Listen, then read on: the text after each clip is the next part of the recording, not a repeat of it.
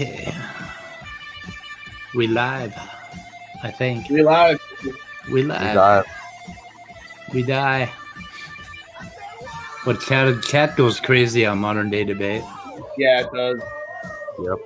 So how do we handle this if you guys want to comment? I mean, do I have to like turn the sound down or? Probably turn it down a little more. How's that? That's fine. Yeah. Makes it more feasible to talk over. More plausible. Uh-huh. Oh, God. I didn't even notice I did that. Remnants of John Maddox are starting to call back into me. What is? Remnants of Maddox. Oh yeah, Maddox. Maddox. The Mad Hawks. He's very Hey, confused. Today we're debating human origins, and we're starting right now. Oh boy. Yay. Get your popcorn. And knowledge. Shit. Ladies and gentlemen, thrilled to have you here for another epic debate. This is going to be a fun one, folks, as today it's going to be a debate on human evolution, or has anybody ever seen RJ wear casual clothes? Of the Ark. So this is going to be a lot of fun. Want to let you know we have two very experienced debaters with us today. These guys are passionate. That's horrible. I'm getting an echo. Fun. So want to let you know though, if it's your first time here, what? Consider hitting. I'm hearing it twice. We've got a lot more debates coming up. I'm not. We're very excited. One's delayed. Example, is the Illuminati real? That will be coming up on Saturday as an example. And it's through my headphones. So it should be a juicy one featuring our own Tom Jump, who we love very much. Terrific guy. Do you have it open in another window as well? Do I have it as a what? Do you have it open in another window also? No. You're welcome, no matter what walk of life you're from. We are a neutral channel, so we don't have any positions ourselves. Well, maybe I do. And we want to thank them very much for being here. It's an honor to have both RJ and Standing with us tonight, as this is going to be a lot of fun. Shut down all these other windows. Thank you for being with us. Glad to be here. Had a Sunday to kill. I'm excited, James. You know I'm always excited to be here, so thanks so much. The pleasure is all mine. And want to let you know, folks, they're linked in the description. So if you're listening and you're like, I like that, I want more, you can hear plenty more. Trust me, the only way that happens is I'm like super drunk. For you. So it's going to be a lot of fun. Want to let you know what we're going to do is we're Especially going to have 7-minute opening statements. Well, I found it. Open conversation. The pleasure of having two trains come at each other. Followed by Q&A. Oh yeah. And with that, want to let you know, you can, if you'd like to ask a question, fire your question into the old live chat. And if you tag me with @ModernDayDebate, that makes it easier for me to be sure I get every question in the list for the Q&A. And Super Chat is also an option, in which case, not only can you make ask a question, but you can make a snarky comment. So, for example, Please ask questions.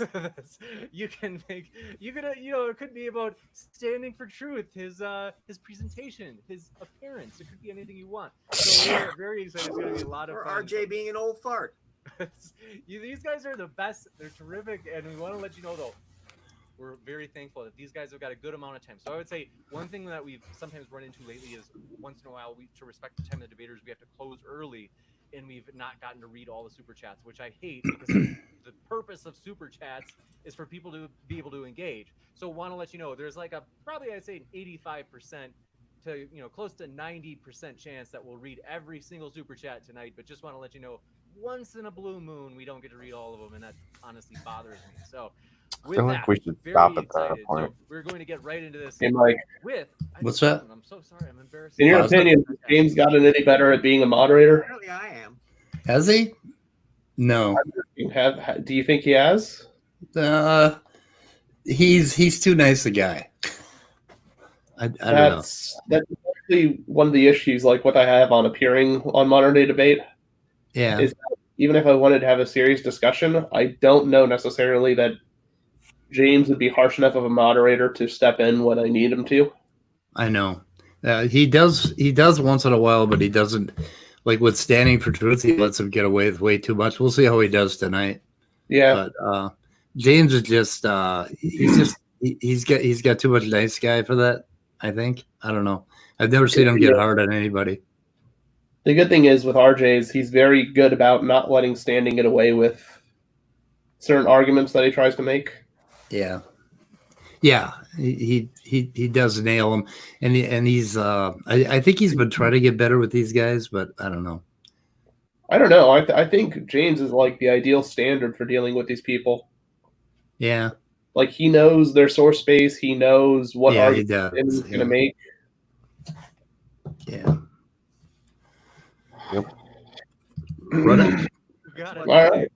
Where we at? Standing asked me if I'd like to go first since he went first the other times, and I said, yeah, I'm okay with that. You got it. So I'll pull up the timer. And thanks again, gentlemen, for being here. The floor is all yours, RJ.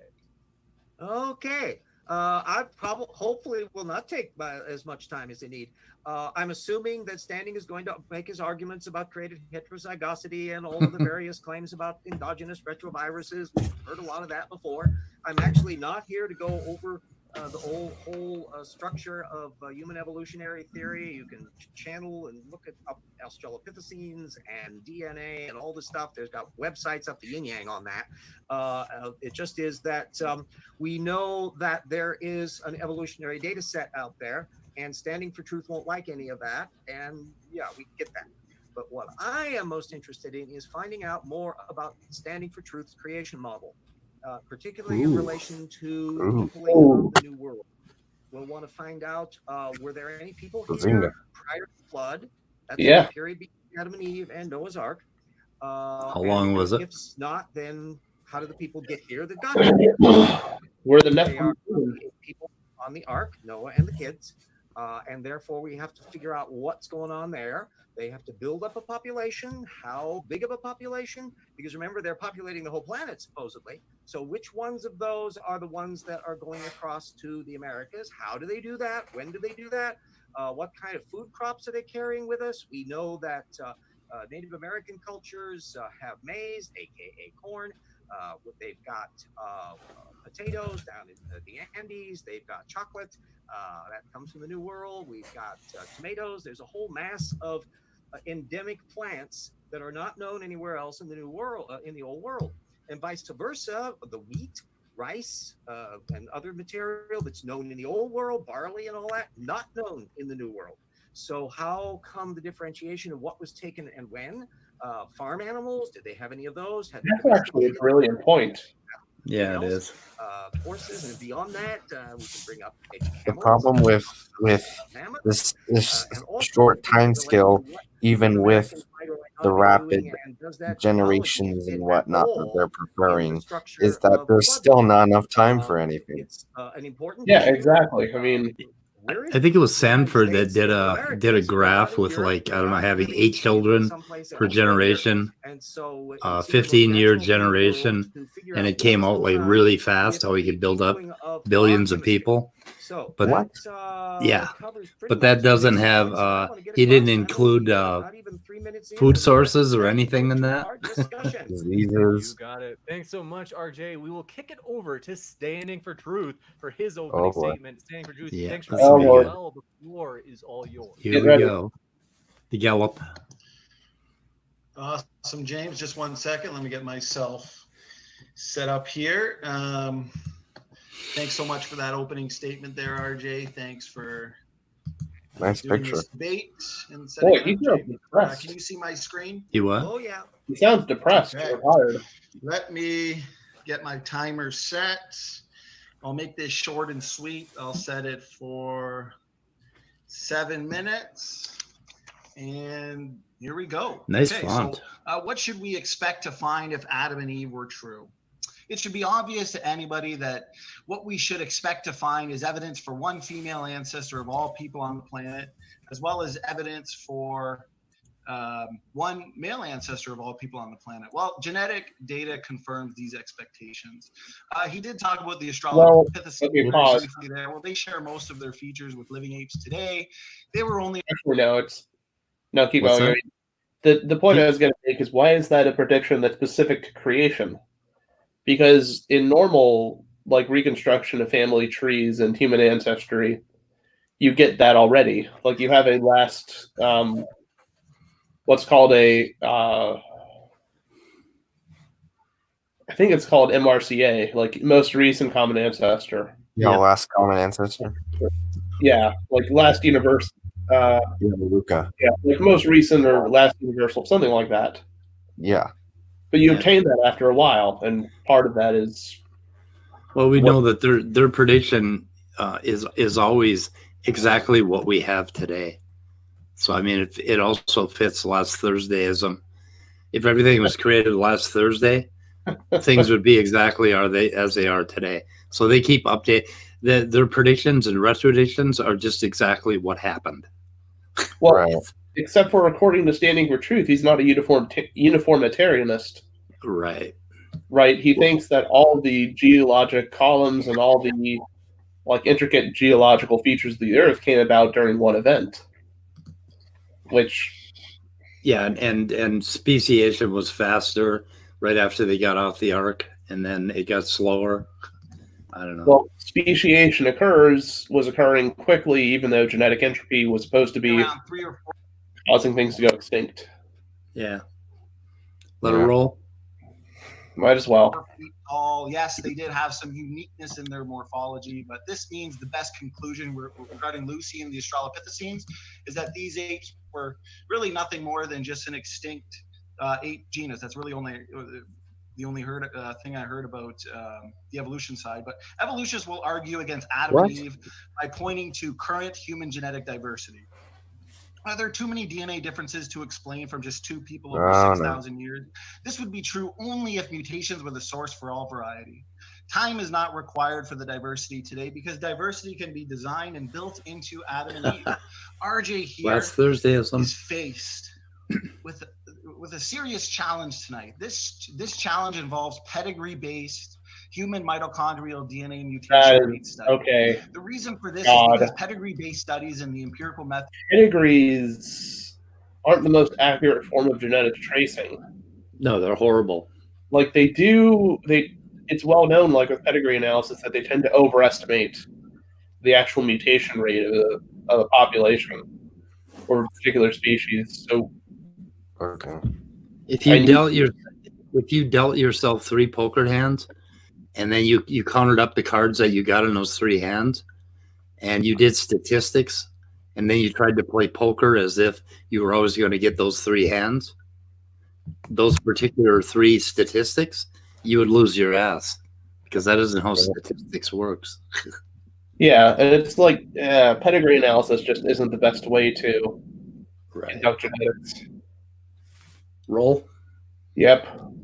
That rejects deep time evolution and universal common ancestry. Evolutionists look to time dependency to explain away the data. Evolutionists would have us believe that mutation rates have been significantly slower in the past. For this explanation to be scientific or even reasonable, James Downard must make testable predictions. If RJ disagrees with the Eve date derived from straightforward mitochondrial DNA coalescence equations, he needs to make testable predictions. When does the molecular clock speed up and slow down? Can RJ here predict when the mutation rate accelerates and when it does not? Or is time dependency a rescue device that evolutionists are forced to invoke in order to explain away the observable data? Maybe RJ can answer that question at the start of the discussion. When we focus on the variation in the Y He's totally chromosome ignoring RJ's opening. we see that Y chromosomes have very little variation. This indicates that we came from a common ancestor in the not so distant past. A new research paper here by Nathaniel Jensen confirms that we only observe Can you guys pause for a sec? 4,500 years worth of mutation accumulation. Okay, so we said earlier that molecular clocks assume or when the mutation rate accelerates or not. But don't most molecular clocks assume a relatively constant mutation rate for a certain genome? There's something going on.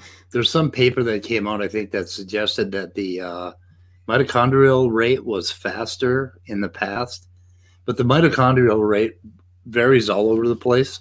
Like in apes, they found out that there's just vast differences in how in their mutation rates, I think. But so he's talking about mitochondria related mutations only. I think so, yeah.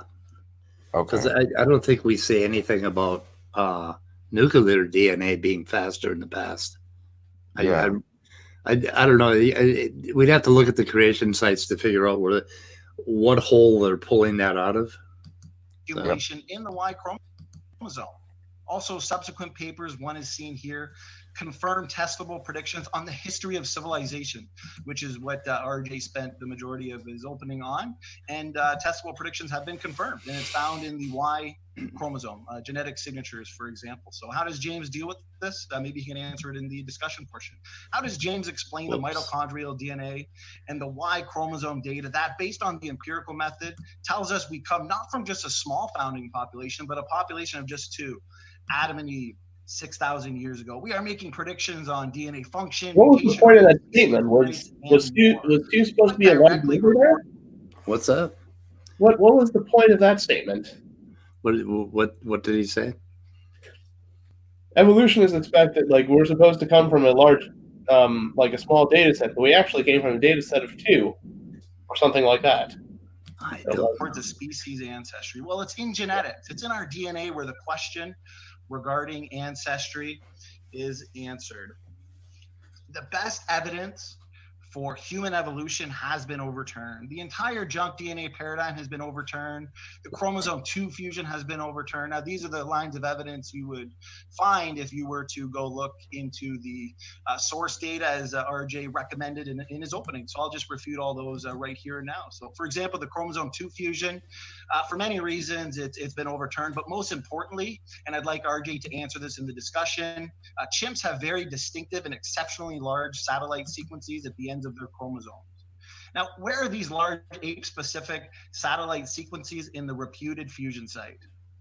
How does James address these problems? Not that again. ERVs, ALUs, and other classes of retrotransposons, as he went over briefly. He didn't listen to the recent video on satellite DNA. Created heterozygosity model. I know James loves that word. So yes, not. The evidence is clear. These are functional DNA elements important to our genome. Now, the question is, what evidence in is very few agnostic? cases that's true, but we still don't know how many of them are actually functional. Look, he's just throwing up random papers right now because he threw up D'Onofrio. Right, that shared structure, and it has nothing to do with this shit. World. But we know human engineers design homologous patterns. He's throwing up all his papers. Across the globe, we see shared designs and even shared. We'll get to it. This is our so-called resistance of transition. Whoa. What was that? Reptiles, as RJ loves, Archaeopteryx. Yeah, my computer loaded up another copy of the video, but I forgot to pause it. Oh yeah, last time when we were on with Cell, somebody started playing some pop song, and I got a copyright strike. Transitional form, according to James here. When in fact we know was it you when I went out to feed my raccoons? Amphibious assault vehicle was designed this way. Or was that Cell? Nested hierarchies in DNA, anatomy, and physiology are also predicted by creationists based on the design model. No, they're not. Hierarchies are products of design. These lines of evidence that James here turns to, typically the ones you'll find in textbooks or the sources that he recommends us look into, to argue against Adam and Eve and a limited ancestry, have far too many explanations. Okay, can I respond to this? They're agnostic to the debate as a. Okay, so I really want to get to the bottom of this on Talk Origins, and basically what they said was that sure, you can build a nested hierarchy based on a creation model, but the difference is it is not a naturally flowing nested hierarchy. It's subjective, because for instance, if you take cars, for instance. You can have a mix and match of characters, and you can have the manufacturer, and then within the manufacturing class, you can have the different colors and whatnot, and so on and so forth. But that's not at all what we see in the actual living world. So like this, sure, you can get a nested hierarchy for a creation model, but it's subjective. It's not objective. It's not based on shared derived characters. Yeah, Mays touched on that, and I guess they did some models, and the creation model came out bad no matter which way you did it. But I didn't understand the statistics of what they did exactly. But yeah, I think that's what you're referring to. Yeah. Did you see the Mays Jensen debate? Let's see. Basically, No, Nathaniel Jensen and Herman Mays. It was on Modern Day Debate, I think. Okay. Anyway, A whole. They cannot but we need to look into that, Andrew. Yeah. 'Cause I want to figure out more about it. differentiate between the models. These lines of evidence do not work since both models fit the data. It's a lot like saying the What? sky is blue, or the earth is a sphere. Therefore, creation is wrong. Excuse me. Their both model's models always can gonna explain fit the the shape data of 'cause the they earth and fit it. clearness of the sky. What does that have to do with the debate? There's a whole lot of explanations that can Andy, explain you're the describing data. your Just own over arguments, here, not I'm asking ours. questions. Just 2 lines of evidence that can differentiate between the models, though, and I hope James here is not afraid to discuss, has to do with molecular clocks, as I described above, and DNA function. We have preliminary evidence for genome-wide functionality. This is a direct prediction of the I'd created hardly call it heterozygosity. preliminary. Can James refute this? How does Downard explain the incredible dissimilarity between TRIMP and human Y chromosomes? How does Downard explain the low genetic diversity in human beings? Very importantly, actually, we know that ERVs and other classes of retrotransposons, including Easy, ALUs that because RJ we loves had so a much, genetic accomplish many bottleneck crucial functions in 70,000 regulating gene expression, 70,000 years differentiation, ago. development, and even cell stress responses. I showed about 6 or 7 papers confirming this. How does RJ fit this? Yeah, he his showed every paper he evolutionary, had in his little pile. story? I've got a few more questions here, but I'm coming up to the 7-minute mark. I got 10 seconds left. Thanks so much. I'm looking forward to the discussion portion. James, we'll let you kick it off. What kind of testable predictions can you make? Well, first off, I'll take a point to note that no, the chromosome 2 fusion has not been refuted, although obviously people like Tompkins and Jensen insist that that's the case. Do your own research, follow up on all that material, find out all the problems, go try source checking them for the detailed elements of it. Mitochondrial... RJ, I don't want you slapping and running. So the one question, I mean, there are questions I could ask you, right? Where's the cryptic centromere? Boy, is he diverted. RJ took the bait. That I found to be most important that I acknowledged in my opening regarding the age-specific satellite DNA that is found in all ages. RJ's going to spit it out. You got any geneticists that's agreed with you on that other than the creationists? He still I got did the bait. show a paper here from the secular literature that goes over this in great detail. Show Of us. course, and I'm not sure if you've read through the paper. I think it's the Ventura paper. I'll pull it up again. Oh, not It goes Ventura through a from number of 2012. explanations as to why Over this- and over Yeah, again. We'll have to Oh my go through God. that. Just one We'll second. have to go through that on some other point. Let me finish what I was trying to say before you interrupted me.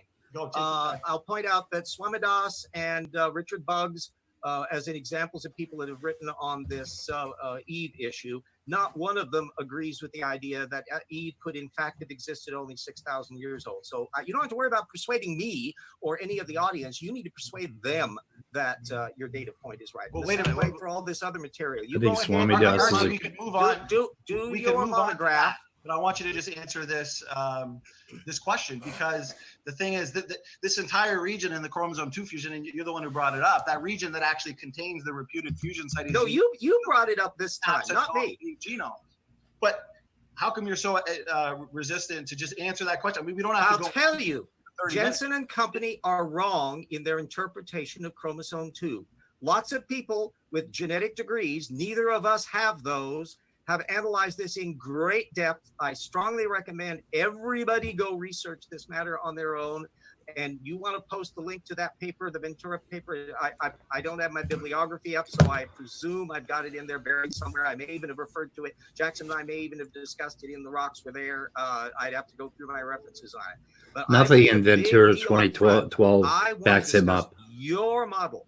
at all. Nothing Well, this that would we- be- nothing well, we Surprise, say. surprise. here Real is quick, going I to don't want you change slapping the- and running. RJ, we will get to it. This is our model. Just like Kenneth Miller said, if there was no fusion, there Then was no apply inefficient states. I want you to I want to go apply on it record. to a I've been data field. discussing this exact problem. Just a second, RJ. I know you're excited. This problem with the age-specific satellite DNA that should be found flanking the reputed fusion site. I can No. screen share. Who the- says that should be the case?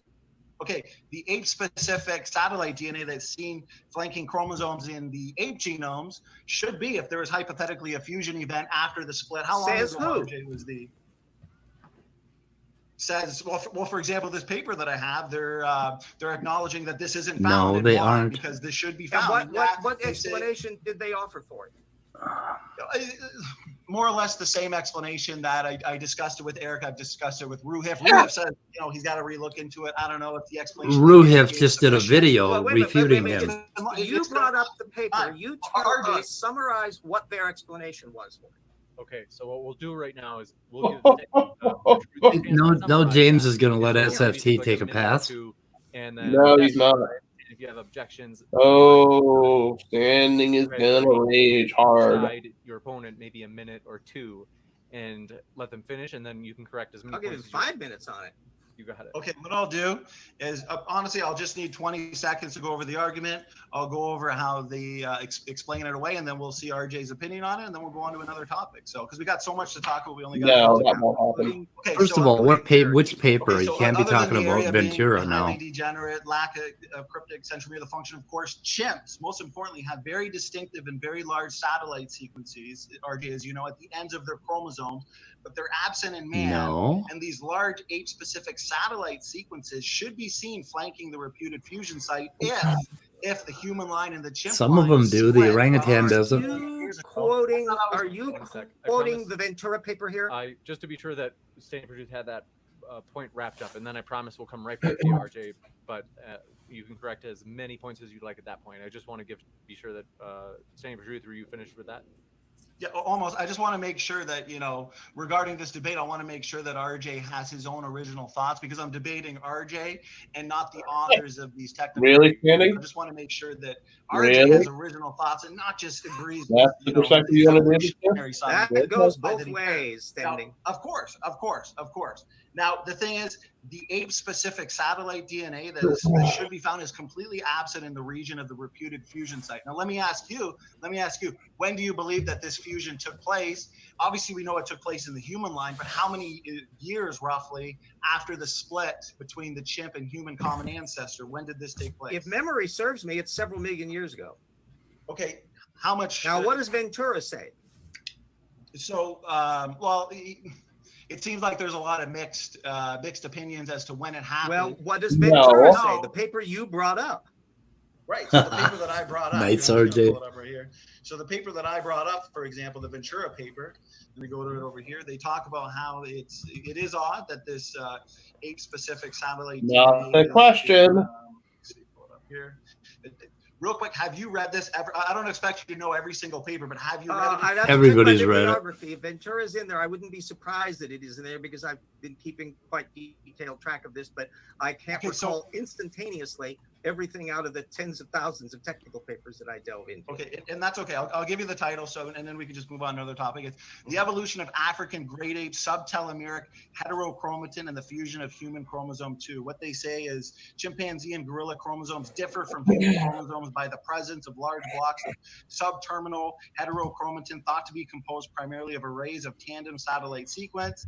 And if you want to read all the details at the end in the discussion portion on how they interpret this, they'll say that due to the time, and that's why I pointed out in my opening, that time dependency seems to be a primary rescue device for the evolutionists. Those sequences have been lost due to mutation and divergence since the split and since the chromosome 2 fusion. Is that an explanation you think that you would hold to? It's just been lost because it happened. You said what? Ruhif explained it to him. Years, wouldn't be at all surprised about that.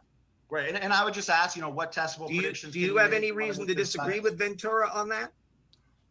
Well, I would say that it's just more so here's what I find funny, RJ. Here's what I find. If these ape-specific satellite sequences were found flanking the reputed fusion site, the evolutionists would be like, look at this, absolute proof for the fusion. Now those ape-specific satellite sequences are not found, so now they got to explain it away. You're not claiming, are you, that that's the only reason to think that there's a fusion? Of course not. That's why I said, hey, we could spend the entire debate talking about right. And you will stipulate that neither one of us have written a technical paper published on this subject, and therefore we're both talking about it as non-experts, right? Right. And I'll say one last point about this, and we'll move on to Eve of 6,000 years that you say nobody agrees with, including Swami Das. What I would say is, hypothetically, there could have been a human-specific chromosome 2 fusion according to our model, because we believe in a bottleneck at the flood.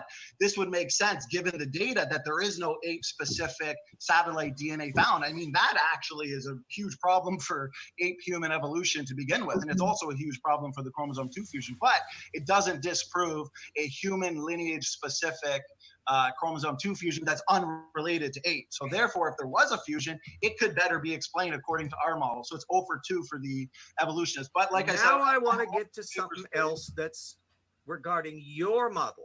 You're criticizing their model and offering a non-peer-reviewed argument, which you and Jensen and Tompkins all insist on. Can we discuss next, how did humans enter the New World? okay, so it seems like kind of a vague question. Like, for example, I'm using direct evidence. Geography is not. What's vague? We got people genetics. Here. Well, I'm saying. When did they arrive according to your model? I know you're excited. Just one sec.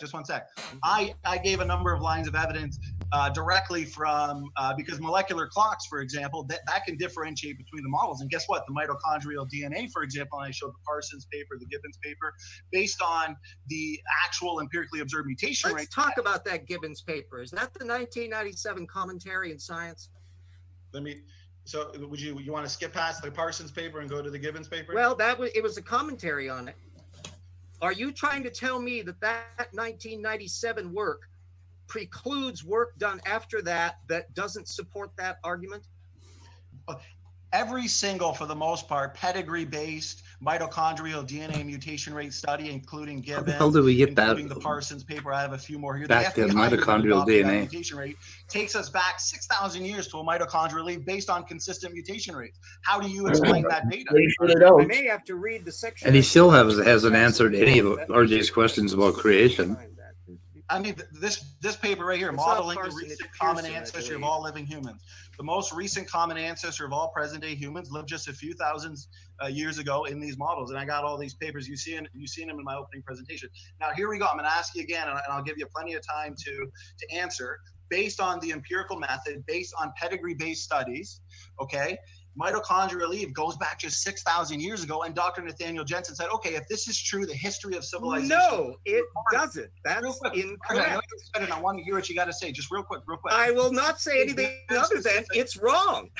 Yeah, Okay, but let's- RJ, that's not an answer. So I want to give you as much time as you can. Nobody in modern genetics, nobody, I know you like to repeat this. Nobody RJ, will I'm hear excited anything if too. we're if I'm everybody's talking peeved over because each this other. is annoying. Okay, I hate If to you're do gonna this to you ask me guys. like- Hold on 1 second. Okay, forgive me for muting both of you, but Well, to be just fair a to second, James, too. he is doing better. Let's basically, I think that standing for truth, if you asked a question, unless it was rhetorical, like you mentioned that it's rhetorical, otherwise let's let RJ answer the question, and then we'll come back to you standing for truth. Were you asking a rhetorical question, or was it? No, it's a real question. Very simple, and I asked it in my opening too. Okay, how does RJ, we can talk about the Y chromosome after, but first we'll start with the mitochondrial DNA. How does RJ explain that based on the... Are we going to go on this for the next half RJ, hour? Yeah, no. We're gonna make it quick. I know what your explanation is, and then I'm gonna ask I've you. answered this question multiple times. All I'm going to say again is it's wrong. Mitochondrial DNA, mitochondrial Eve is not dated to 6,000 years by any current geneticist. Creationists claim that and use a I've got variety of several little papers here proving it. circumlocutions. But I will not, I can't You want me to otherwise screen share this say again, that they James? believe something. Swamidass doesn't believe that. Richard I Buds think doesn't what we believe it. have to do Why is don't they we might believe it? need Why to- don't Because they know the data. It's their field. No, because those that hold to the assumption of universal common ancestry, they're doing similar analysis. Bugs doesn't. Real quick, RJ, I'm giving you as much time as you need to respond, but all you're saying is they're wrong. If you want 3 minutes to explain the data, this is the observed mutation rate. People like Swamidass and people in these papers, right? The Parsons Okay, paper, the Gibbons here's the paper, fun thing. they're doing the Getting analyses conceded after that they the fact arrive and at different calibrated with results. the fossil record. But the thing is, here's what they're doing. What was that? Standing already admitted that they arrive at different results, but they do that because of an evolutionary worldview. Right. Now he's switching claims again. They're using hypothetical Oh, mutation no. rates that are about 20-fold lower than what is observed. And So as you know, they real quick, insist. just wait, RJ. They justify this based upon certain evolutionary assumptions, and that assumption is that universal common ancestry is a fact. But the point in question is the geological. You don't actually need to assume that. we need to use is the empirical method, and even the secular papers say Eve goes back 6,000 years ago. So how do you explain What Gibbons that paper is he referring to? phylogeny assumptions and so on Hard and to so forth? say. How many do you need, RJ? Go.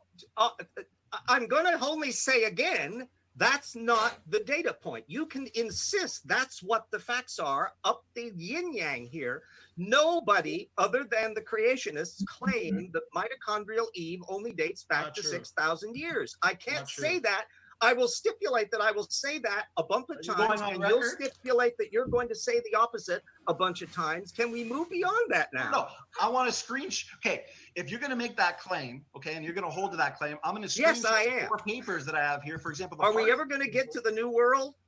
We're talking about the new world right here because we are. A good time to transition. So yeah, okay. I want to point out to the audience that so far on the 8 specific satellite DNA that should be seen flanking the reputed fusion site, RJ failed. He's Bullshit. also failed on the mitochondrial DNA. Yeah, I bullshit. answered the new world. Go listen to Ruhif. He did a video on it If recently. this is true and humans go back 6,000 years. There's no reason for there to be satellite DNA at that fusion site. RJ, you said you're up Looks on the like creation. SFT's I getting asked 4 frustrated. predictions. Okay, there's a few based on Yeah, this. he It is. answers your new world question. Is Dr. Nathaniel Jensen making? Go ahead, take your time. He's arguing that that Jensen claims that all of the DNA that he analyzes in various organisms, and it's not just humans, I got his whole book on the subject that I'm going through, supports a young Earth creationist model. That's his assertion. Nobody outside of that creationist field buys into that. And I know that Jensen is not a reliable source on these matters at the technical source level. That's an entirely different little area that takes a huge amount to get into. I want to talk about that new world that you have not discussed. Answer me. I do want to discuss this directly. Standing for truth. We've been on this a long time, so we are ready to transition. No, Yeah. I want to correct him because he gave the wrong prediction. For one, Dr. Jensen is saying Predictions? Covered this. No. Prediction. Truth. I'm not going to move on to the next topic until you give me. I'm giving RJ as much time. Standing. You did not let him have as much time as he needed because you actually interrupted him while he was still talking. Oh boy. I interrupted him when he tried to move on to the next topic. Okay, so even while I was talking there, okay, so he was answering and you jumped in, so you didn't quite give him that much time. So we're going to go into the next one. Be careful standing. You're starting to get your butt buddy pissed off. You did interrupt him while he was answering. Okay, maybe James, unfortunately, you as the moderator, maybe you don't understand. Maybe this is too technical. Oh my This God, no, you would directly- after James. His Oh. prediction, Dr. Nathaniel Jensen, Whoa. which obviously Oh, dear. here Let's didn't. see. You won't Really? shut up? Standing. This is This the is- same topic. You are really treading on thin ice. Jensen is making predictions, genetic signatures in the mitochondrial Me. DNA and in the Y chromosome regarding the You new get world, that you regarding the believe history that, of Standing. civilization. It's all there. Can I get to one of my questions? We'll go to the next question. Go ahead, RJ. Okay, go Yeah, ahead. that RJ. I am genuinely wanting to see Standing apply his creation model, which supposedly can make testable predictions and is terribly accurate, to that fundamental issue of who lived in the new world. Were there any human beings here prior to the flood?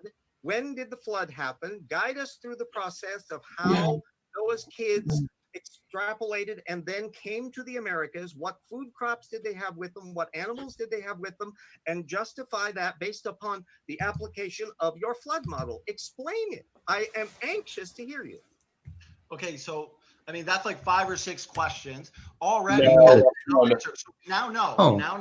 that The basic mitochondria question used to that. goes back 6,000 years. So we know that history and civilization and people groups go back just 6,000. Okay, so now let's go in let's go in deep. Okay, and then we'll answer your question. Y chromosome now goes back only 4,500 years ago to Y chromosome Noah, which is also the topic of this debate. So now there's a 12-part series, and it take a lot to go over. Dr. Nathaniel Jensen's going over the people groups, the New World. Where have they migrated to, for example? Your question about were there people pre-flood? I mean, the answer is yes, of course. God created. Were there Adam. any in America? Well, I mean, America during the pre-flood world, during the I guess Pangea-like pre-flood supercontinent. I'm not exactly sure where Adam and Eve. You know that the answer has to be no. Okay, so Adam and Eve. You asked me, was I just going to be having my own thoughts as opposed to science works? Well, I asked you to do exactly the same thing. Don't trot out Jensen. You tell me what you think happened here. Tell us your model. Sure. Okay, so I think that God created Adam and Eve with differences within themselves, and then this hypothesis, this created heterozygosity hypothesis, like you love, applies universally amongst species. We're talking about Adam and Eve. Just wait. We're talking about Adam and Eve. So Adam and Eve were created, just two people. Okay, through these pre-existing DNA differences, they now have the capability of producing every shade of skin that we see today on the planet. Pre-flood world, supercontinent, as I would. That's the black allele and the white allele mixed together.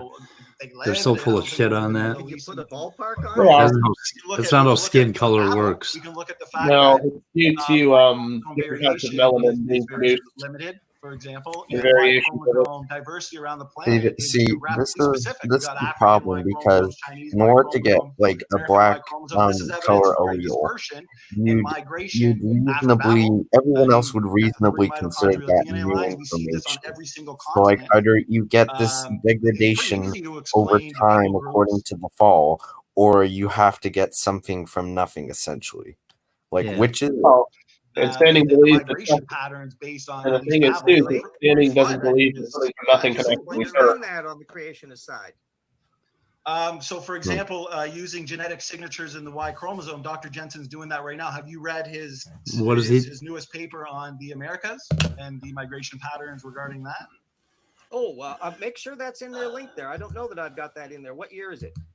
It just came out, and he has one that came out in December, and he has Okay, another I one think that I may just came not out. be I think, aware a of that. month What ago. is he About a saying month about ago. how many people were involved in the migration? How many people were involved in the migration after Babel? Into the New World, that specific group. So in the New World after Babel, how many exactly? I'm not too sure, but all those DNA variants Well, are. was it 8 or 100,000 or what? What do you think?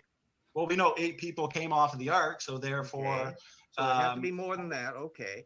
But if we started from 8 people, for example, and just 3 of those women, Shem, Ham, and Japheth, and his wives, don't they would have forget passed Noah. on This their is Noah. mitochondrial DNA to everybody on the planet, and lo and behold, we see 3. How many people? Well, when was this flood, by the way? Can you pin that down for us? According to the Y chromosome and according to scripture, about 4,500 years ago. 4,500, not 2,350. Both about 4,500 years ago. Well, that's quite a wide margin. But let's say let's go with the 4,500 years. Now, if we were to see the moment right at the flood and after Noah gets off, how long does it take before the kids of Noah, their descendant group, gets to the spot where they're coming to America? What kind of time frame are we talking about? So, well, we would have from coming off the ark and going into Babel, we would have hundreds of years there, and then they would separate into Hundreds? what we would believe in the out of Middle East. And we know genetic Yeah, well, diversity that'd be hundreds. decreases every Yeah, direction. How many I'm hundreds? talking about the Americas. Where are they fitting in Oh, there? yeah, So we and got- I'm okay. So now we have got 3,000 2,500 years for we have 2,500 BC. population explosion. And then that's the flood event. Well, it has to be in the So when 1000s, exactly right? are the, Because even Native according to Americans estimates, which is coming long into before the Babel, Americas? What time frame are we talking? there are like real quick. tens of thousands of people having. What relevance does this have? What to- relevance? I've already He showed you he that can't answer DNA it. variants, Y chromosome, mitochondrial Well, I'm DNA. going to get to the relevance. I'm trying to specific. pin down this first. Geographically, that's evidence. Now you want the specific details, and I'm showing you that somebody who's actually actively working in a research project. I've directed you to a 12-part series and 3 technical papers. Go read those And after. he I don't know apparently every single detail, RJ. He's got a Well, 12-part I- video again, series, I think. I want to know what you think, not necessarily what Jensen thinks. You are capable of thinking on your own, right? Well, I am, but I mean, according to your answers regarding mitochondrial DNA and the Don't jump back to that. Okay, now I'm hitting a. Have you ever tried to work out how many people could be generated from Noah and the kids over a certain time frame as a boundary layer? I've read some technical papers on Robert Carter that looks at the So the short half answer is data, no. 1,000 genome Thousand Genomes Project that looks at that. I've never personally done it myself, but I read It was technical just a papers on it. piece of Okay, crap. so if I were to tell Series. you that if you had an absolute upper margin of every single woman, including Mrs. Noah, giving birth to one person child every year, regular as clockwork, and that 50% of them would be daughters, and that from the age of 15 on, each one Hey of guys, them just give to let birth you know, I might have to girls under the leave. same sort All of right. circumstances, that in the course of 75 Come back in, years, although you could theoretically generate close I'll to let you in 50,000 if you want to people, come in. 99.9% of them are incestuous. Is that a workable dynamic for a population mix? All right. See you guys. Well, Have it fun seems without like me. according to Okay. population growth and how Bye. many people that we have today, that would only, and actually Dr. Jensen is proving this in his model, that it would only take about 5,000 years, and you could start from just a few people. But Has if anybody evolution, fact checked Jensen, including you? of course. I mean, all of his papers course here he on did. mitochondrial DNA that I've You fact checked Jensen. RJ, that's why I had about 10 to 15 papers. No, here. you have repeated the claims he There's makes. another big That's issue not though quite the too. same as fact checking. But anyways, I still want to get No, back real to quick, this He's Native assuming American thing. No, I want to finish That your question about human the growth current is human exponential. population, because if you start from That what? 6 people, Say that again. He's assuming that human growth is exponential and doesn't have any drops. Right. Yeah. Well- there are no food shortages or anything like that, or Well, no plagues. and we know several points in history where that's quite not true. Where you've had plagues and extinction events and or 8 Well, people, I guess, extinction after events, the but flood. you know what I mean. And if you start doubling the population, let's say every 150 years, that more than accounts for current human population. That's a growth rate of what, like 0.5% year. And according to our model, there would be rapid exponential growth after creation and after the flood. So Yeah. you're No, claiming that the Native Americans came here like 300 years after the flood, or what? Like I said, you can find that in his technical papers. No. On genetic But you have signatures. Bullshit. you have not thought about this yourself. No, I have. It's just if you want all those specific details, I'm showing you the bigger picture. Did they? regarding- Why didn't they bring wheat with them? Who says they didn't bring wheat with them? There's no wheat known in the New World until the Columbians arrived. Well, I would say probably just like the DNA variants that you see different mutations and different rare alleles in different population groups. Those are What? mutations after the flood. And when it comes to That meat makes and no different sense. food and Oh my sources God. like that, well, I mean, those are probably geographically specific as well. You're not going to find them everywhere. Yes, On You the, mean fucking we can't point. grow wheat in Oh, Iowa? Christ. Sure, we can. Gosh, then why couldn't the Native Americans? And in contrast, how come potatoes aren't known in the old world until they're found from the new? Why the differentiation? Are you claiming that potatoes, rice, wheat, and maize, and chocolates and Evolved. tomatoes and all that were aboard Noah's Ark, preserved? And so why the differentiation as to where they ended up? Yeah, I'm not too sure exactly what food Noah brought onto the ark, but Yeah. I mean, like I said, what's inherent? Well, Well, one I of don't them know are how this is extinct. relevant I mean, You have to figuring deal out- with it as a problem, because by definition they had to have something like that if the model is correct. Why then the differentiation? Why then the differentiation of food? Yeah. I mean, it depends. So obviously what Noah's bringing on the ark would be what was available. We know that the pre-flood world was green for the most part, 90% probably. Including corn. most. How'd the corn Well, get to Is that not a variation of, isn't that due to a specific mutation? But corn? it's also a food From crop what? not Like known in blue the eyes, old for world. example, like blue eyes as a mutation. There's no Very specific maize in the old strain of, world. It's all New World. Of plants, I the forget what it's Evolved called in the now. New World. Right. But the pre-flood world was absolutely destroyed. The real estate. Yeah, was so therefore the only way We to don't get know corn exactly. would be to take it from a little box somewhere on Noah's Ark. How come only the Native Americans got that, but not somebody from China or Africa or the rest of Europe, where we know they can grow those crops? Okay, if they brought corn with them, let's say onto the ark, would they need wheat? Why not? I don't know. I'm asking you, but I'm trying to show you I- the bigger picture. I would have thought It's not the most a problem prudent thing for would us. be everyone would It's a take problem all for the you, samples that they had, and that way there would be an actually global distribution Okay. of this, but that's not what we find. Okay, see, the thing is, Dr. Jensen, as I said, he just discussed the Native American migration routes So he is through your oracle Antarctica. here. No, I'm saying that he has confirmed predictions based on the Y chromosome, which you're ignoring. So you We'll look at the insist. details there. Now, wait. When it comes to Native Americans, they are actually Asians genetically that he is showing, and Asians didn't mess with, from what I know, wheat. They were more rice oriented. And you made one other point that I wanted to address as well. Writing systems, for example, Native Americans and Africans, from my understanding, they never really had a writing system. They didn't document their migration patterns. But like I said, you can see all the details in these papers, confirmed predictions based on the Y chromosome. I think I've answered your questions. When do I get to ask? Okay, when do I get to ask a question, James? I've asked. I'm not through with You mine. have to answer the whole fucking time. I'm not through with mine. I want to know about the domesticated animals. Did they have horses with them? Did they have horses on the Ark? Yeah, well, that too. What kind of horse was on the Ark? And also, when did horse domestication occur in your model? And what was the Native American interaction with horses? That's two questions. Okay, now a third question. I want to ask the moderator, James, because apparently I'm only allowed to ask 2 questions. You're allowed to ask 30. He wants How to many get more off this questions do I have subject. to ask James before I get to ask a question? Go ahead. You don't like Started this with subject. 5. So No, if he's a little butthurt. then equal, we can go into taking turns, one from each person.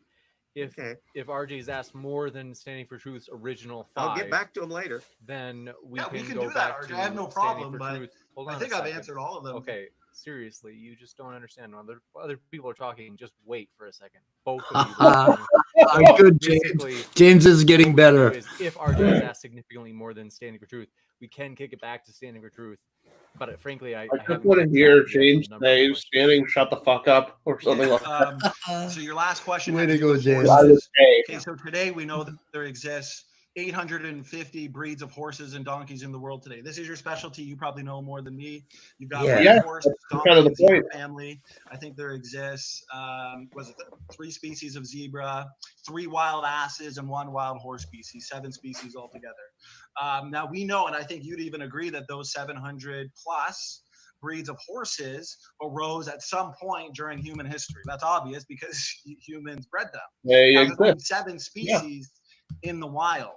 So that's like 100-fold difference. You would say, according to your model, 4 million years for the wild, but apparently only thousands of years for the 700 plus breeds. Well, if Noah brought a couple horses, a couple archetypes onto the What ark, do they look like? well, real quick, that had those pre-existing functional DNA differences, those gene sites were heterozygous, just through recombination, gene conversion, and other mechanisms of speciation, migration, The mechanism isolation, that inbreeding, of you course, call could for us easily a lead to the rescue 7 license wild will rescue species your today. Are you ready to behind on answer? this. What about the ones that the Native Americans hunted? The horses that the Native Americans hunted would have been some offshoot of the original, more heterozygous horses off the ark. Let me ask you, why are the 7 species of horses today, why are they more homozygous? Why do they have more homozygous? What does that have to do with it? Heterozygous gene Why sites? shouldn't they? Well, because that fits our model. We're trying to say, when we look back to creation, we're looking at the expansion. Do you know what? genome. Well, You would be looking at the contraction. Well, real quick, you'd be looking at the contraction of the genome. So if God created a population of horses with these pre-existing functional DNA differences within and across, well, now, since it's been thousands of years, we should look at these species today genetically, and we should see that they're more homozygous. And that's exactly what we find. Shifts from heterozygosity to did homozygosity. the created horse look a lot like Dinohippus or something different? Yeah, I know there's monobaremans, and I know Todd Wood is looking at that. It's tough when we get into fossils because, I mean, fossils, as you know. What do you think? Sperm and egg. Pardon? What do you think? Okay, so if we have 7 species of horses, let's say Noah hypothetically brought 2. What exactly were the 2? I would say God obviously would have sent the most heterozygous probably on board the ark. Which one was it? I'm not 100% certain, like I said, because I'm only looking at fossils. So I can't give a You know, definitive I'm answer. proud I of think Todd Sandy, would though. have some good stuff on that, Kurt Wise, but it's I'm not proud definitive that he because I agree. admits that he doesn't Fossils are know. tough. For example, how do you define a species just looking at fossils, RJ? Oh, fuck. Come on. Well, Really? you can look at it in terms of morphology and that there are ranges on things that you can clearly move them into family categories, and then the genus area there. Who did he mention on brahmanology? Todd Wood? Todd Wood, I think. Okay. I'm trying to say that's what he said. Specific range, precisely because the range between the extant horses involves other than just simple physical size, because you can breed very, very small horses and quite large ones. It's to do with the actual musculature and bone relationship. So it's a very technical discipline, which, by the way, the creationists tend not to deal with. I was trying to find your claim about the horses. Let's see. Yeah, but real quick, because you said that the creationists are not dealing with it. Do you know how the creationists right now, for example, Nathaniel Jensen, Robert Carter, do you know how they're going about identifying the kind boundary and kinds in general? Because they're not looking at morphology and anatomy. Oh, well, they've got a wacky arrangement that can never quite make their mind up on anything. They haven't been able to work out most of the kinds. They leave most of the data out. Todd Wood does that. I just bought Todd's book. I know Todd Todd the data Wood. field down the I know Todd Wood and Kurt Wise, they look more to morphology, anatomy. That's why because it is difficult to give a clear definition of species when you're just looking at fossils. And the thing is, similarity in fossils may not always be due to common ancestry. That's why convergent evolution or loss of traits or okay, but if it's not due to convergent evolution, you'd have to just say it's due to that's why we got to evolution. look at the DNA. And even Aaron Ra in his series there, he makes a point that dogs of all types make it clear that morphology and anatomy can oftentimes fail us. And why? Kind of like you said, there's often more diversity within a species. From Aaron, actually. What was that? He's been watching Aaron Ra, apparently. Oh. A species. So that's going to make He it should. difficult, RJ, to classify animals Should by take their notes. physical traits alone. That's why we got to look to genetics. I'm surprised you haven't got a debate between Standing and Aaron. They're looking at molecular clocks, and they're looking at DNA function to put a line in those nested patterns. Do you know the specific prediction that Dr. Jensen has made regarding the patterns found in the biological world? The one that you have been repeating previously? No, this right? is a different. This is prediction. Tell us all about this prediction. Okay, well, if you're looking at those nested hierarchical patterns and we're trying to say that those patterns are there for functional purposes, well, are you familiar with these highly, highly conserved mitochondrial proteins like the cytochrome C? Yeah. Oh, Yeah. Okay, so Barcoding. why does, let's say, the CO1 gene, the cytochrome C, mitochondrial DNA protein, why, when you look at that genetically, why do they form nested hierarchical patterns? Why are there so many different It's variants? impossible for them not to in a natural branching speciation. Exactly. Doesn't that appear to be confirmation or evidence for descent with modification? Because the human, all humans, how what the hell? similar is the human and chimp cytochrome C mitochondrial DNA protein? Off the top of my head, I don't know. Very similar. Well, it's very similar. And then the further you go, you can go to the old world monkeys, you can go down to dogs, cats, fish. Those And nested your point hierarchical patterns exist. So my question is, well, I guess if you don't know, Dr. Nathaniel Jensen has made a prediction as to why those differences exist, differentiating between nested patterns from common descent and nested patterns from function. So are you familiar with mutations can accumulate in mitochondria as long as they don't destroy the protein? The term is vaguely Yeah, what the hell familiar, but prediction I did he don't know make right about off the bat on cytochrome it. C? I did show a paper. I don't think he has. Mitochondrial proteins now have, it's kind of like a multifunctional tool. They're doing, they're involved in not just obviously protein related function, but information flow and metabolic optimization, for example. So Dr. Nathaniel Jensen is making predictions that these He's talking highly bull. conserved mitochondrial DNA proteins, such He's as spun out of control. cytochrome C, that form these nested hierarchical patterns that seem to look like descent with modification. He's saying that those as well are multifunctional. Now, we don't have data to confirm this yet. These tests haven't been done. So therefore, that is a novel prediction that can help us understand, is this descent with modification, or are these patterns reflective of function? And I can send you that paper too. What is the difference in function in cytochrome C in the Apparently we're gonna mtDNA? stick on the mitochondria a lot. Hopefully we No, can no, get I'm just- to mammoths. I the believe Native it transfers Americans and those too. the very first step of the I'm just election. showing you because But what is the difference between like chimps and humans? And Probably amino acid substitution somewhere. Probably not very much. yeah, but I mean, what is the difference in function? Probably nothing. You brought He's up the claiming fact there that is. creationists ignore the data field. That's why God made him him different. Todd Wood and Kurt Wise. Todd Wood looks at morphology and anatomy, and Dr. Nathaniel Jensen disagrees with that because, like I said, well, I don't want to repeat myself. Why bones are inconsistent? You can look at No, you like to repeat yourself. So they look to molecular clocks and DNA function. That's why the ALUs you talk about, or the ERVs, for example, the fact Jensen that has an article on it. DNA elements. That's certainly consistent with this model of, as you love to hear me say, created heterozygosity. So Where do you expect Adam I'll and ask Eve's this one last genome? question, then you go back, and then it'll be your turn. How do you explain the functional roles found in these? I like to call them variation-inducing genetic elements. You'll say they're ancient remnants of viruses and parasites, but oh god, now he's going to ERV is his favorite. What do you mean? How do I explain the function? Which one did you have in mind? There's about 5 functions that they found, for example, out of like 100 million. Endogenous retroviruses. Okay. So we know that they are that they're playing important roles in highly functional in determining. You admit they're viruses, right? No. Well, I would say I mean, like I said, I call them variation-inducing genetic elements based on their function. Yeah, but are they viruses? Well, I mean, we know that viruses, for the most part, within us are beneficial. We have more viruses than we do bacteria and cells. Oh, Christ! Now he's talking about the biome. The point is, are they created units of? He's talking about the biome. He switched. I would say that the evidence does suggest it. Now, you probably looked at the several. He probably thinks they're the same thing. That I had. ERV. I don't have the screen up to where I can see what. ERVs. Oh, you didn't see the. Okay, so I had those screenshots. Well, believe it or not, it's very.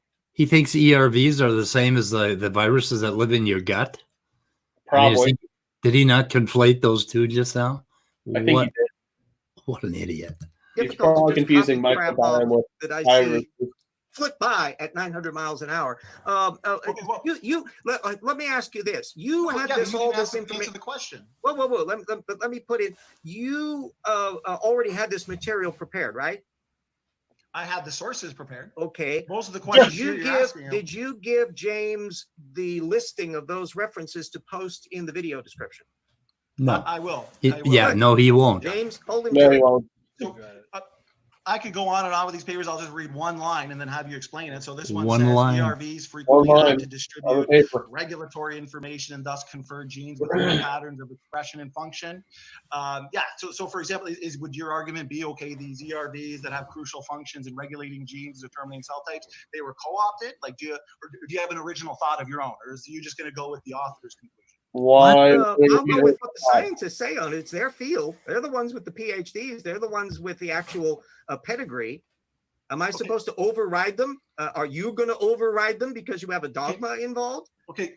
As far as I can, let me ask you a question. As far as I know, all endogenous retroviruses are called retroviruses because they start out as viruses, not as some originally created design thing. Now, if you want to present a monograph that establishes that the virus quality of them isn't in fact a virus, we look forward to your monograph on that, and don't just try to outfence it. I appreciate you saying that. That's why I said the question is, are these really the remnants of ancient viral infections or ancient parasitic infections and invasions, for example, or are they created units of DNA function? This is what I find funny, RJ. Okay, I'll ask you 2 questions, and then if you want, you can go on to ask me questions. I appreciate that this is a little more respectful. Okay, so there's a class of retrotransposons. If you've seen my debates before, I've asked this before, maybe you're prepared for it. So this certain class of retrotransposons is found in the mouse embryo. Now, if you deactivate it, the mouse embryo will develop, and then suddenly it stops. Well, why? It's because it depends on the function of these retrotransposons, which evolutionists used to say were non-functional evolutionary leftovers, and supposedly these functions were co-opted. If that's the case, what, were mice just not having kids for millions and millions of years? How would you explain that? If these mice need these retrotransposons for development, that's evidence of DNA. It's the whole point. Is that lots of retroviruses, ALUs among others, can take on functionality. The question is, do all of them do that? I have a paper as well that I was just looking up today infection by porcine endogenous retrovirus after islet xenotransplantation in SCID mice, where they were establishing that we need to worry about a lot of pigs as organ donors and others, because there are retroviruses in there that when transplanted into mice can take on their old viral functions and do bad shit. Well, it's perfectly understandable that such things Wait, can slow happen down. in Hey, an evolved repeat that last framework. part. What Was did they that do? designed? Well, wait a minute. What did they do? They implanted a virus into the They, mouse. they, No. took, they took the elements of the pig and transplanted it into without any modification, and Okay. it takes on its old viral function again. What was the viral function? Something negative. A Yes. lot of viruses, well, from the virus's point of view, it's all positive. But Well, right, it's good right. for us. But I mean, so could you, and you don't have to do it now, do you have any papers, and we don't even have to, it doesn't have to just be the ERVs, it could be any class of retro-transpose on any signs, lines, whatever, ALUs. Do you have any paper that actually shows empirically that a non-functional, whether it's an ERV, whatever, went from non-functional to functional? And then I can look at that and see, okay, here's.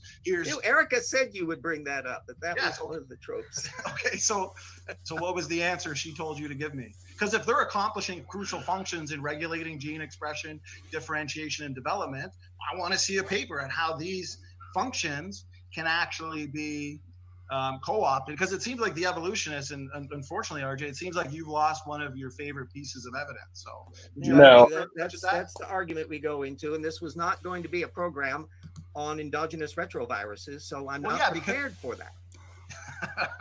Okay, but I don't have that at Well, the you top of my asked- thing. This was about human evolution, Adam and Eve and Noah.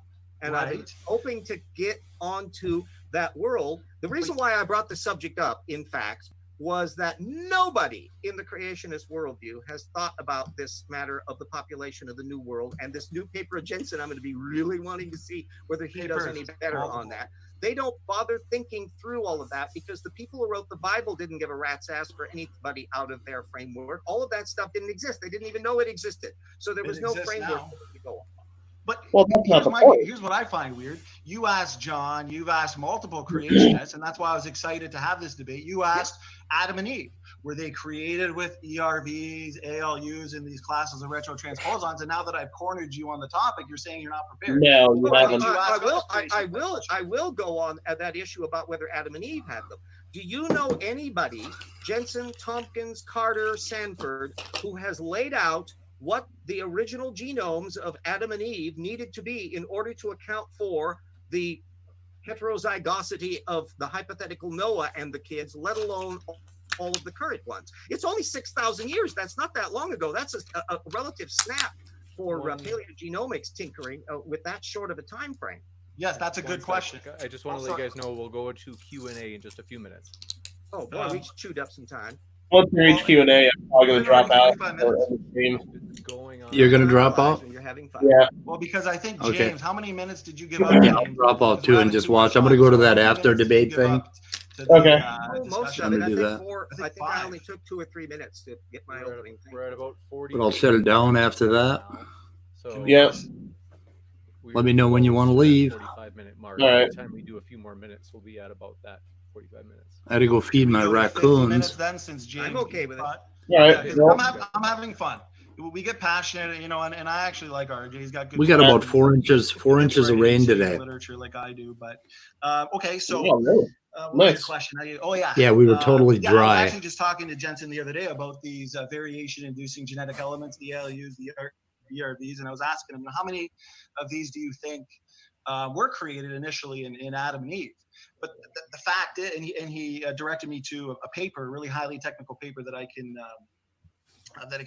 pass on to you. But the Highly fact that technical. that It's always function- highly And was that by technical. a creationist or a regular science paper? That's code No, for no, he this one can't would be, read it. from Dr. Nathaniel Jensen. Right. But the function is key. DNA function, molecular clocks. The function I've shown. And he's you hoping nobody else that, can I mean, either. For one, if viral DNA is inserted, as you were talking about, at But I random in the can. genome, and that's why I asked you if that change in the paper you were talking about was negative, it's more likely to disrupt existing genes. I told Conspiracy Cats this. I said if a blindfolded painter, he's going to most likely mess up the painting he is working on just by applying random brushstrokes to it. So these functional roles, Oh my there's God. no paper out there that shows them. He's really being co-opted. scraping the Therefore, we can bottom. safely say that all of these. You've never heard of that That's why I before. bring up ALUs is that the vast majority of the ALUs that become functional are disease causers.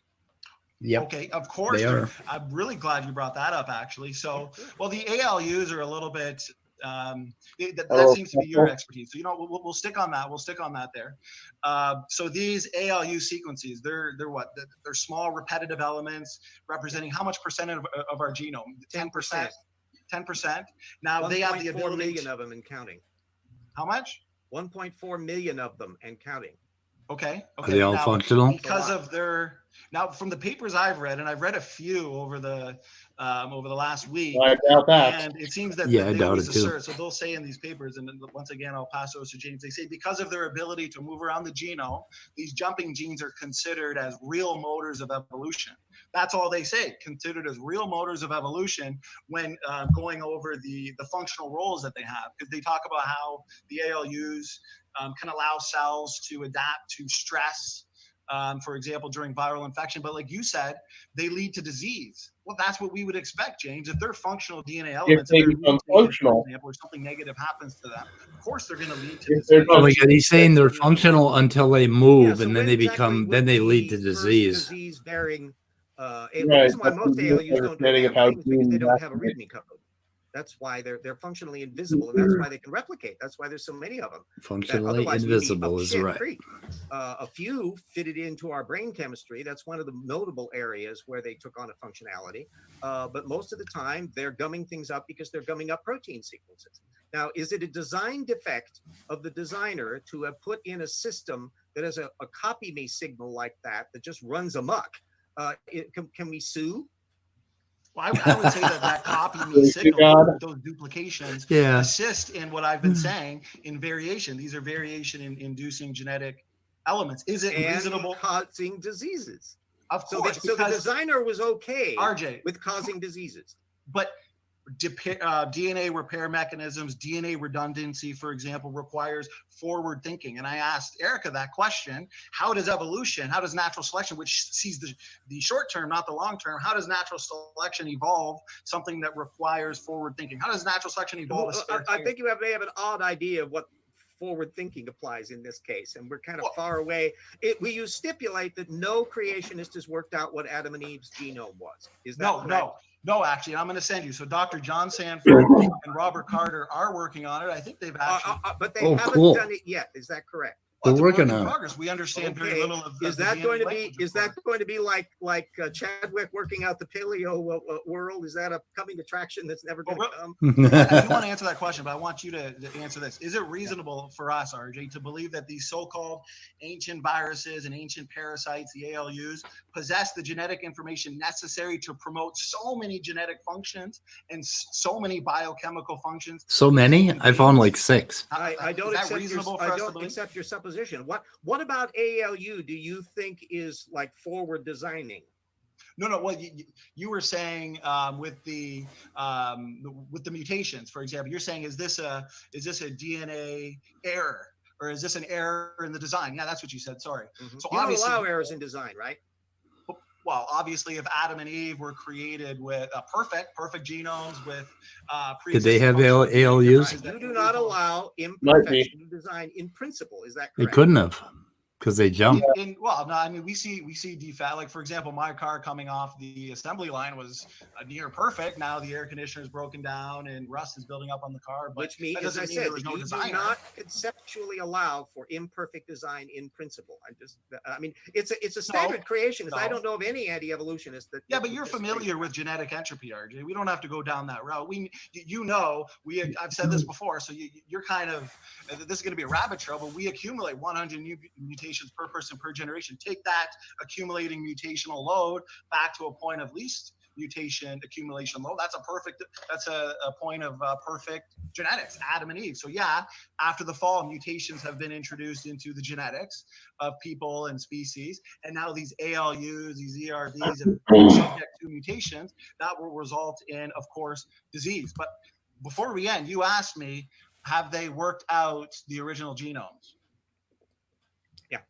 Okay, well, that's why I went over the, actually, no, I didn't have time with you, but I've asked before. They're looking at, because we know human chromosomes are made up of relatively large linkage blocks. And Dr. Sanford, and you can look at this in the HapMap data, they're looking and analyzing these original text strings. And it shows us that the genome is young. Why? And then I'll let you respond. Because the genome has only been partially scrambled. When in fact, RJ, crossovers and gene conversions should scramble all linkage blocks quite quickly in an evolutionary time frame. That's a huge problem for you. Answer that question, and I'll tell you how they're using that data to come up with the original. Who says that that's the problem? Is it stuff that Sanford says it's the problem, or do you have a regular scientist that says it's a problem? Good question. Regular scientists, and they have explanations for it. Do you know what the explanations are for it? Oh, well, summarize it, because right off the bat, I can't. So you summarize in the way that you didn't summarize Ventura's paper. Summarize this one for real. Well, I did summarize the Ventura paper. They say that the sequences have been lost. No. Did you see what I posted from the Ventura paper? Yeah. Okay.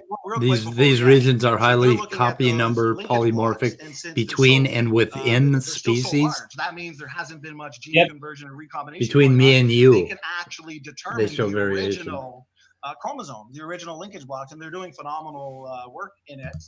And Dr. Jensen's looking at it through mitochondrial DNA differences, and they're close. We'll see. They're close. We still have enough time to talk about mammoths and the New World. We got about 30 seconds. I mean, I can go longer if you guys want to go a little longer, but just so you guys know that, I mean, like, we're at that originally planned time, but I'm flexible if you guys. I mean, we can. Well, I know RJ likes a long Q&A though. How about if we go to Q&A, get that out of the way, proceed on that, and if Standing and I are still up for going on, we can resume a conversation as long as you want to, James. I want to say one thing. I like talking to RJ. I would say he's talking at him. He's like the ShamWow guy. If you want to say stuff. So therefore, I would even have additional discussions on his channel or my channel, since there's so much to talk about.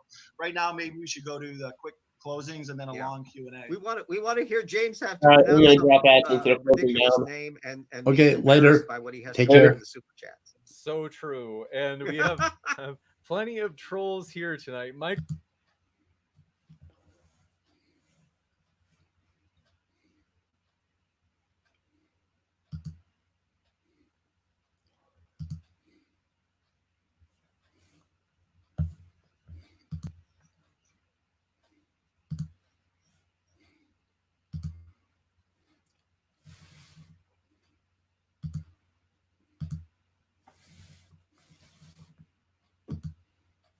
This